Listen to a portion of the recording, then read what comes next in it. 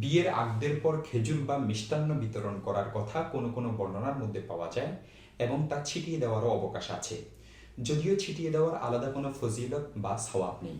বিখ্যাত তাবেঈ হযরত হাসান বসরি রহমতুল্লাহি আলাইহি এবং প্রসিদ্ধ তাবেঈ হযরত শাবি রহমতুল্লাহি আলাইহি বিয়ের আগদের মাজলিসে খেজুর বা মিষ্টান্ন জাতীয় জিনিস ছিটানোর অনুমতি দিতেন। দেখতে পারেন মুসান্নিফে ইবনে আবি শাইবা 11 নং খণ্ড 98 নং পৃষ্ঠা থেকে 100 নং পৃষ্ঠা। এ সংক্রান্ত আরও কিছু রিওয়ায়েত আছে যেগুলো মুনকার, যা দলিলযোগ্য নয়।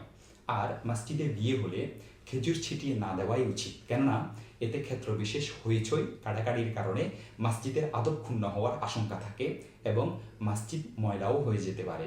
দেখতে পারেন শরহ মাআনিল আথার তহাবি রহমতুল্লাহি আলাইহির 2 নং খণ্ড 30 নং পৃষ্ঠা, মুসনাদে আহমদ 4 নং খণ্ড 35 নং পৃষ্ঠা, হাদিস নং 18986, ফাতাওয়ায়ে সিরাজিয়া 75 নং পৃষ্ঠা, আল মুহিতুল বুরহানি 8 নং খণ্ড 58 নং পৃষ্ঠা, খুলাসাতুল ফাতাওয়া 4 নং খণ্ড 356 নং পৃষ্ঠা, আল আওসাত 8 নং খণ্ড পৃষ্ঠা নং 755। আরও দেখতে পারেন রাওদাতুত তালিবিন 7 নং খণ্ড 342 নং পৃষ্ঠা।